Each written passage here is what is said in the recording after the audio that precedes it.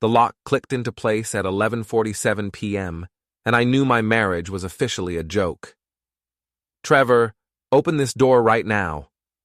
Diana's voice carried that particular pitch that meant she was past angry and into full meltdown mode.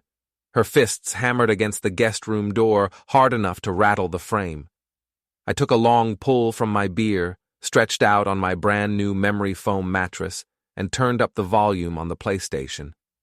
The satisfying sounds of explosions drowned out her tantrum nicely. Before we dive deeper into this story, I have one small request. Please subscribe, drop a like, comment, and hit that hype button to boost this channel so more people can discover these incredible Reddit stories. I'm serious, Trevor. This is my house, too. "And this is my guest room," I called back, not bothering to pause my game. "You wanted me out of the master bedroom, remember? Something about me ogling the neighbor? Well, congratulations, Di. You got exactly what you wanted." The pounding stopped. I could practically hear her brain working through the door, trying to find a new angle of attack. Diana had always been good at that, finding angles, manipulating situations, making herself the victim. It's what made her such an effective HR manager. Unfortunately for her, I'd spent 15 years watching her work, learning her patterns, understanding her tactics. I knew every move before she made it. "You're being childish," she finally said, her voice dropping into that fake calm tone she used on difficult employees. "We need to talk about this like adults." We did talk. You accused me of flirting with Melissa because I helped her carry a box into her house. A box, Diana. One box. While her boyfriend stood right there watching. Then you kicked me out of our bedroom. "I didn't kick you out."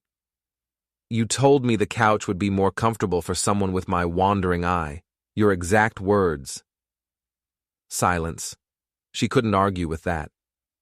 "So here I am," I continued, saving my game and finally sitting up. Comfortable. Very comfortable, actually.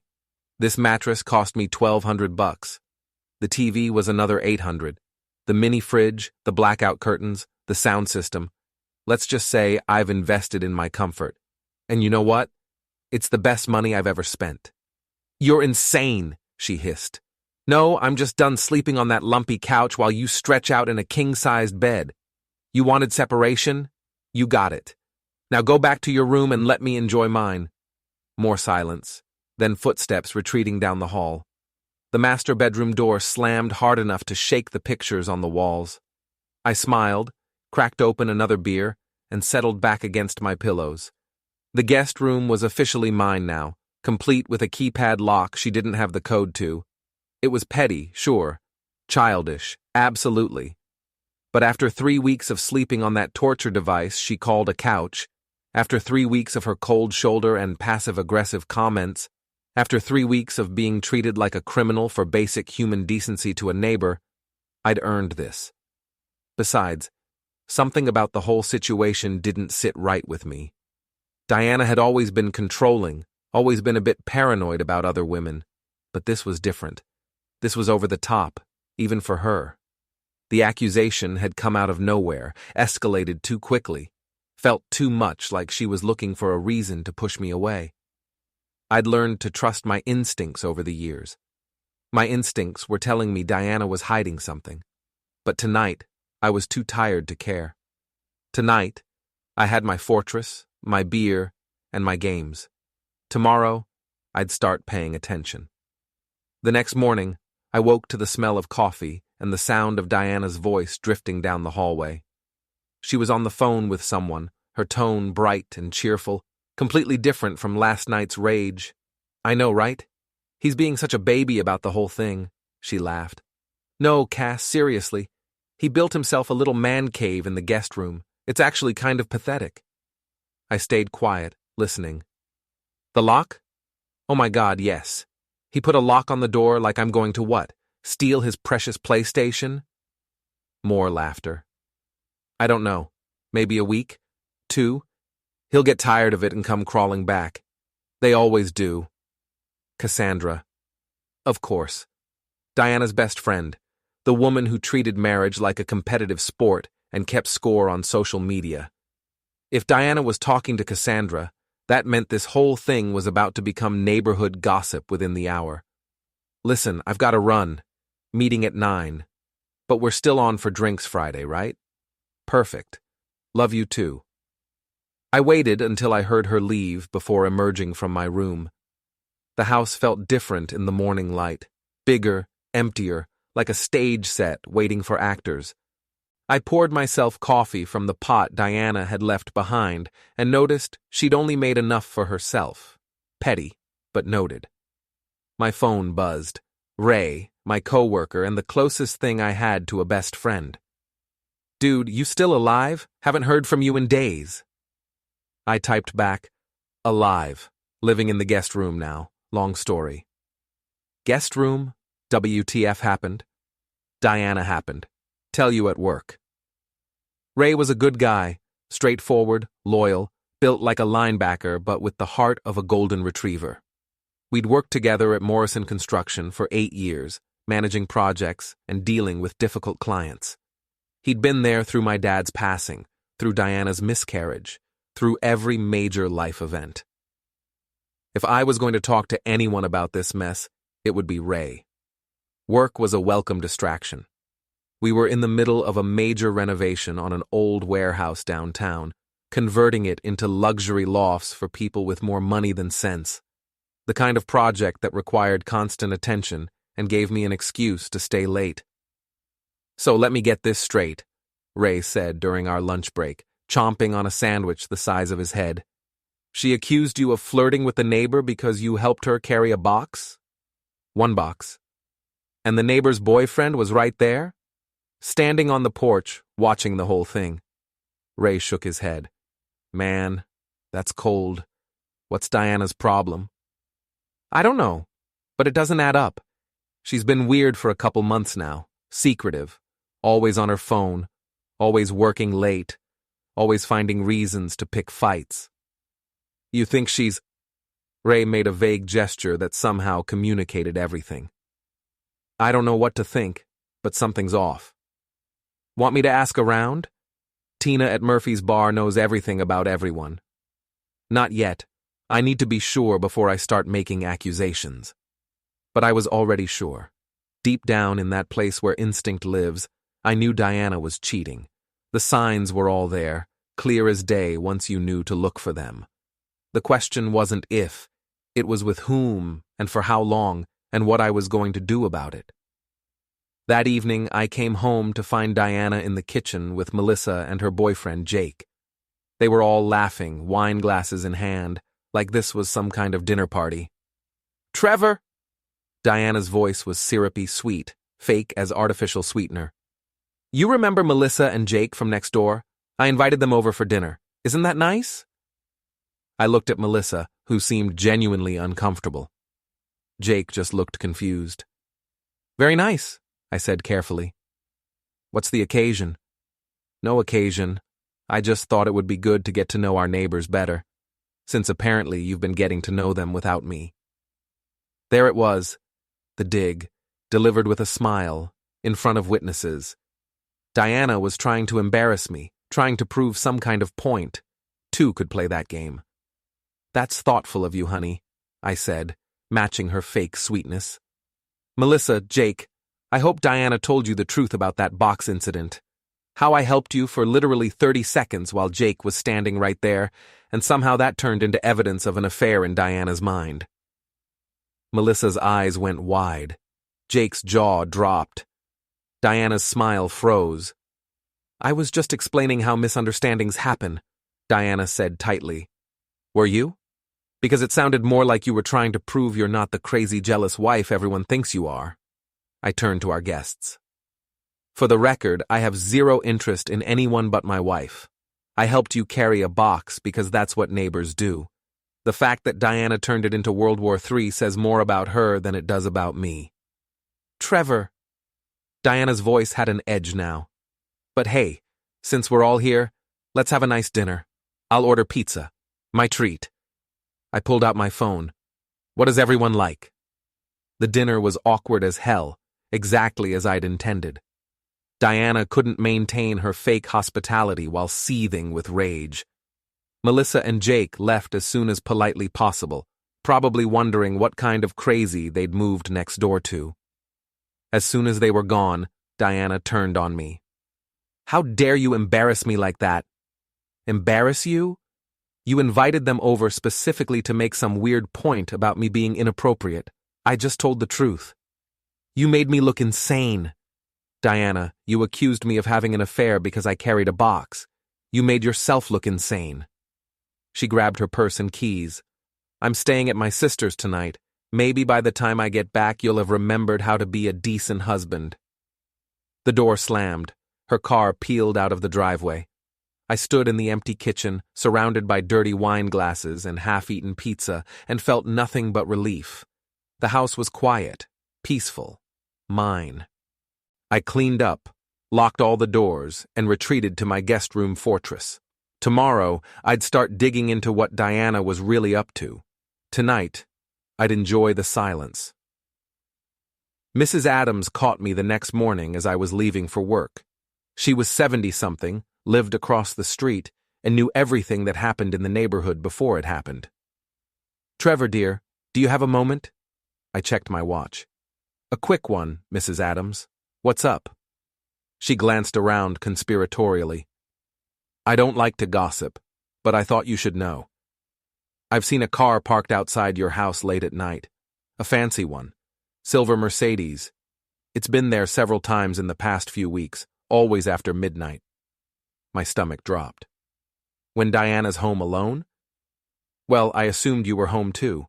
But now that you mention it, I haven't seen your truck in the driveway those nights." "You've been working late?" "Some nights, yeah." Mrs. Adams patted my arm sympathetically. "I'm sorry, dear. I thought you should know." "Thank you, Mrs. Adams. I appreciate it." A silver Mercedes. Diana didn't have any friends who drove a Mercedes. Her sister drove a Honda. Cassandra had a BMW. At work, I couldn't concentrate. Ray noticed immediately. "What's wrong?" I told him about Mrs. Adams and the mysterious car. "Shit," Ray said. "That's not good." "No, it's not." "So what are you going to do?" "I need proof. Real proof, not just a neighbor's observations." "Tina," Ray said suddenly, "remember, she knows everyone. If there's a guy in a silver Mercedes sniffing around married women, Tina will know who he is." Murphy's Bar was a neighborhood institution. Dark wood, dim lighting, the smell of beer and fried food. Tina had been tending bar there for 20 years and had an encyclopedic knowledge of local drama. "Trevor Harlan," she said when we walked in. "Haven't seen you in a while? The usual?" "Yeah, thanks, Tina." She poured my beer with practiced efficiency. "Heard you and Diana are having some trouble." Of course she'd heard. Everyone had probably heard by now. "You could say that. Listen, Tina, I need to ask you something. You know anyone around here who drives a silver Mercedes?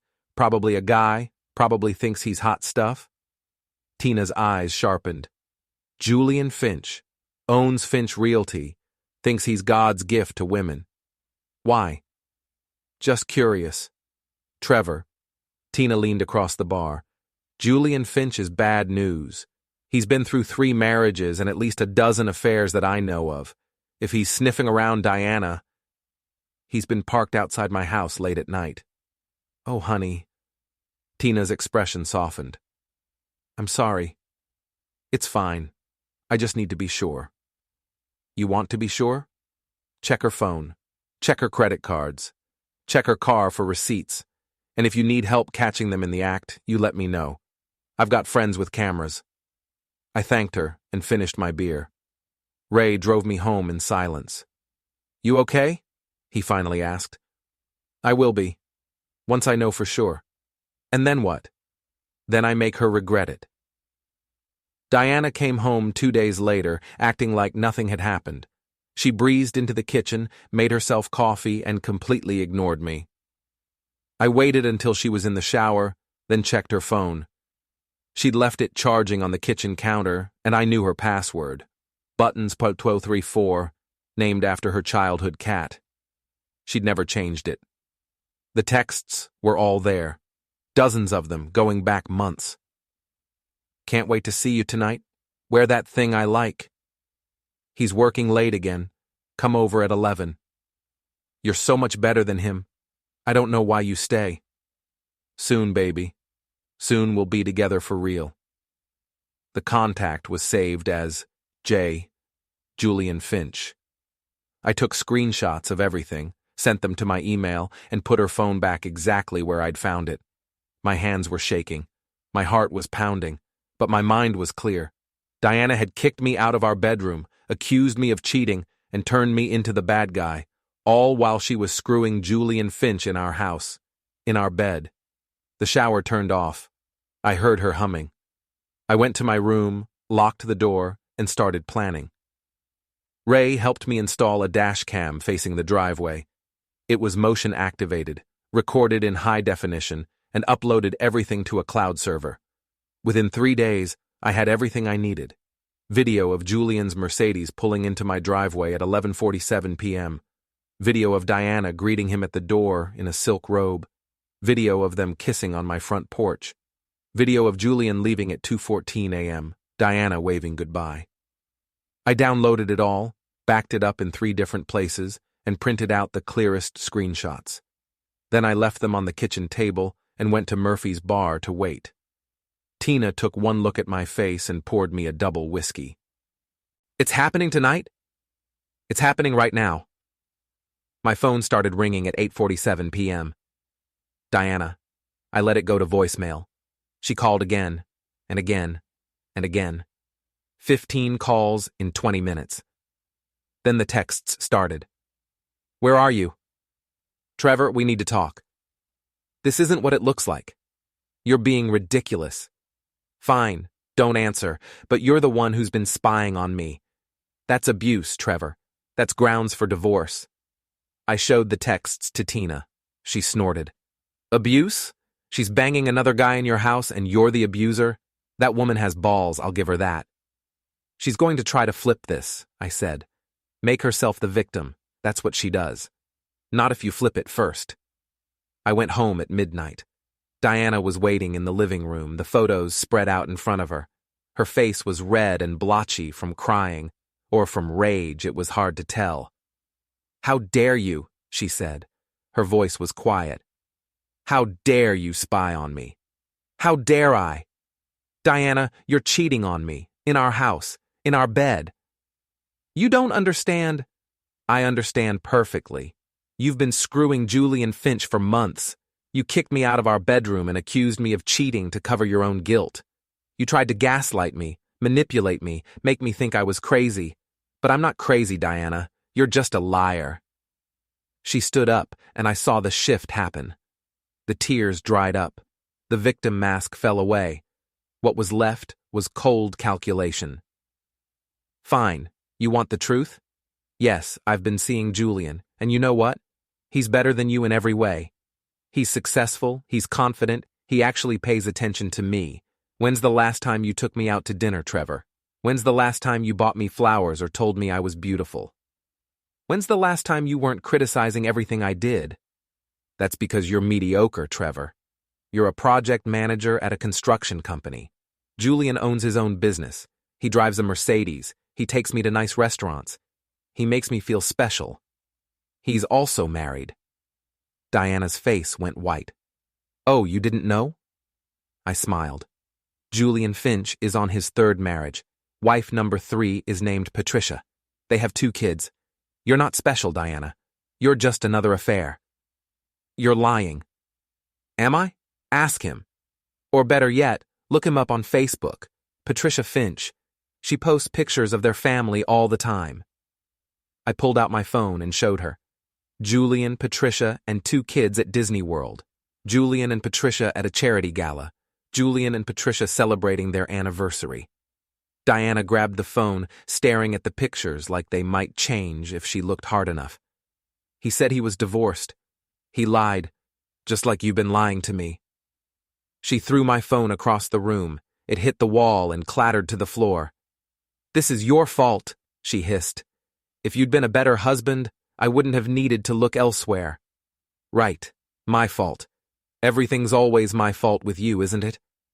I picked up my phone, screen cracked but still working, and headed for my room. By the way, I've already talked to a lawyer. I've changed the locks on the master bedroom too, since you like locks so much. And I've frozen our joint accounts. Every penny you spend from now on, I'll know about it. You can't do that. I just did, and it's all completely legal. My lawyer made sure of it. I locked myself in the guest room and listened to Diana scream and throw things for the next hour. Eventually, she left. I heard her car peel out, heading God knows where. I sat on my bed, hands shaking, and realized I felt nothing. No sadness, no anger, no regret. Just a cold, clear sense of purpose. Diana had declared war. Now she was going to find out what happened when you underestimated your opponent. The next few days were quiet. Diana stayed with Cassandra, who immediately started posting cryptic Facebook statuses about toxic men and emotional abuse. The neighborhood gossip mill went into overdrive. Then Julian texted me. "We need to talk. Meet me at the Morrison warehouse tonight at 9. Come alone." I showed the text to Ray. "That's a threat," Ray said. "He's trying to intimidate you." "Probably. You're not actually going, are you?" "Of course I'm going. I want to see what Mr. Mercedes has to say." "Then I'm coming with you." "Ray, not negotiable, man. You're not meeting this asshole alone." The Morrison warehouse was one of our work sites, a massive building in various stages of renovation. At night, it was dark, empty, and full of shadows. Perfect for a confrontation. Julian was waiting by his Mercedes, leaning against the hood like he was posing for a cologne ad. Expensive suit, perfect hair, the kind of smug expression that made you want to punch him on principle. "Trevor Harlan," he said. "We finally meet. Julian Finch, homewrecker, liar, and all-around piece of shit. Pleasure." His smile tightened. "Diana told me you'd be difficult. Diana tells a lot of lies, but you already know that, don't you? I know she's unhappy. I know she deserves better than a blue-collar nobody who can't give her the life she wants. And you can? You, with your 3 ex-wives and your current wife, Patricia? You, who's been feeding Diana the same lines you've fed a dozen other women?" Julian pushed off the car. "Diana and I are in love. We're going to be together, and you're going to give her a divorce without making things difficult." "Or what?" "Or I make your life very difficult. I have connections in this town, Trevor. I can ruin your reputation. I can make sure you never work on another project. You can shut the hell up," Ray said, stepping out of the shadows, "before you say something that gets you hurt." Julian looked at Ray, all 6'4", 250 pounds of him, and took a step back. "Who's this?" "This is Ray, my friend, my witness. The guy who's going to testify that you threatened me if this conversation goes any further south." "I didn't threaten." "You absolutely did. But here's the thing, Julian. I don't care about your threats. I don't care about your connections. I care about making sure everyone in this town knows exactly what kind of man you are." I pulled out my phone and showed him the screenshots, his texts to Diana, his lies about being divorced, everything. "I've already sent these to Patricia, by the way. Your wife. Remember her? She was very interested to learn about your affair. She's also very interested in talking to her lawyer." Julian's face went from smug to pale in seconds. "You didn't." "I did. And I sent them to Diana's boss, too. Turns out having an affair with a married client violates her company's ethics policy. She's been suspended pending investigation." "You bastard." "No, Julian. I'm just a guy who's tired of being screwed over. Now get in your fancy car and get the hell out of here before I decide to do something that's not quite so legal." Julian looked like he wanted to say something, but Ray took a step forward, and he thought better of it. He got in his Mercedes and drove away, tires squealing. "That felt good," Ray said. "Yeah, it really did." Diana called me that night, screaming so loud I had to hold the phone away from my ear. "You sent those texts to my boss? You told Julian's wife? Trevor, what the hell is wrong with you?" "What's wrong with me? Diana, you cheated on me. You lied to me. You tried to make me think I was crazy. And now you're mad that there are consequences? You've ruined my life. No, you ruined your own life. I just made sure everyone knew about it. I'm going to sue you. I'm going to tell everyone you're abusive. You're going to do nothing.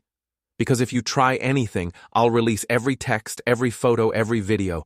I'll make sure everyone knows exactly what you did. Your friends, your family, your co-workers, everyone. Silence. I hate you, she finally whispered. I know, but I don't care anymore. I hung up. The neighborhood block party was Melissa's idea. She'd been planning it for weeks, trying to bring the community together. It was sweet, really. Naive, but sweet. I wasn't going to go, but Ray convinced me. You've been hiding in that house for 2 weeks. Come out. Show everyone you're fine. Show Diana she didn't break you. So I went, and I brought beer, and I talked to neighbors I'd barely spoken to in years, and I laughed at Ray's terrible jokes, and I felt almost normal. Then Diana showed up. She looked terrible, like she hadn't slept in days. Cassandra was with her, propping her up like a drunk friend at a party. They both glared at me. Great, I muttered. Here we go. Diana marched over, Cassandra trailing behind. You think you're so clever? Diana said loudly. Heads turned. You think you've won, but everyone here should know the truth about you, Trevor. You're controlling, you're abusive, you spy on people, you ruin lives. I ruin lives? I kept my voice calm. Diana, you cheated on me with a married man. In our house, in our bed. That's not me ruining your life. That's you making bad choices. He's lying. Diana looked around at the gathered neighbors. He's been spying on me for months. He put cameras everywhere. He's obsessed. I put one camera facing our driveway after a neighbor told me a strange car was parked outside our house late at night. That's not obsession. That's common sense. Mrs. Adams spoke up. He's right, dear. I'm the one who told him about the car. I was worried about break-ins. Diana's face flushed. You're all against me. No one's against you, I said. But you can't cheat on your husband, get caught, and then play the victim. That's not how this works. You told my boss. I sent evidence of you violating company policy. That's not abuse. That's consequences. Cassandra stepped forward. You're a monster, Trevor. Diana loved you and you destroyed her. Diana loved Julian Finch, or she thought she did, until she found out he was married, with kids, and that she was just another affair. The crowd murmured. Diana looked like she wanted to disappear. Then Julian showed up. He looked worse than Diana, unshaven, rumpled suit, desperate. He headed straight for me. This is all your fault, he said. Patricia left me. She took the kids. My business partners are dropping me. You ruined everything. No, Julian. You ruined everything when you decided to sleep with other men's wives. I just made sure people knew about it. You smug son of a... He swung at me. I stepped back and he missed, stumbling forward. Ray caught him before he could fall and held him firmly. Bad idea, buddy. Let me go. Not until you calm down. That's when it all came out. Julian, desperate and drunk, started yelling about how many women he'd been with, how Diana wasn't special, how there was another married woman he'd been seeing at the same time, Karen something, worked at the bank. Diana's face went from red to white. What? Oh, didn't he tell you? I said. Julian's been juggling multiple affairs. You weren't the love of his life, Diana. You were just convenient. Diana turned on Julian. You told me I was the only one. You told me we'd be together. I say a lot of things, Julian slurred. Doesn't mean they're true. The look on Diana's face was almost worth everything she'd put me through. Almost. Melissa called the police. They came, took statements, told Julian to go home and sleep it off. The party broke up. People left in small groups, whispering. I went home alone, locked my doors, and opened a beer. It was over. Diana was humiliated. Julian was ruined.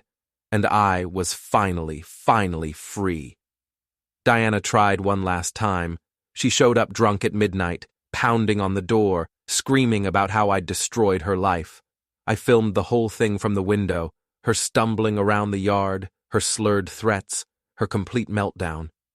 When she tried to break the guest room window with a rock, I called the police. They came. They talked to her. They suggested she find somewhere else to stay for the night. The next morning, I filed for divorce. My lawyer had everything ready. The evidence of adultery, the texts, the videos, the witnesses. It was going to be quick and clean. Diana tried to fight it. She hired a lawyer who claimed I was abusive, controlling, manipulative. But when my lawyer presented the evidence, Diana's own texts, her own words, her own affair, the judge wasn't impressed. The divorce was finalized in 3 months. Diana got nothing. The house was mine. The savings were split 50-50. She moved out of state to live with her sister. Julian's business collapsed. Patricia took him for everything in their divorce. Last I heard, he was managing a used car lot in Pennsylvania. Cassandra deleted all her social media accounts after someone leaked screenshots of her encouraging Diana to cheat. And me? I kept the guest room exactly as it was. My fortress, my sanctuary, the place where I'd rebuilt myself after Diana tried to tear me down. Ray helped me repaint the master bedroom. We turned it into a home office. Melissa and Jake became good friends. We had barbecues. We watched football. We were normal neighbors doing normal things. 6 months after the divorce, Tina set me up with her niece, a teacher named Amy who liked craft beer and bad movies. We went on a date, then another, then another. Life moved on, I moved on, and every time I walked past that guest room, I smiled, because it wasn't just a room anymore. It was a reminder that I'd won, that I'd survived, that I'd taken Diana's worst and turned it into my best. She'd tried to break me.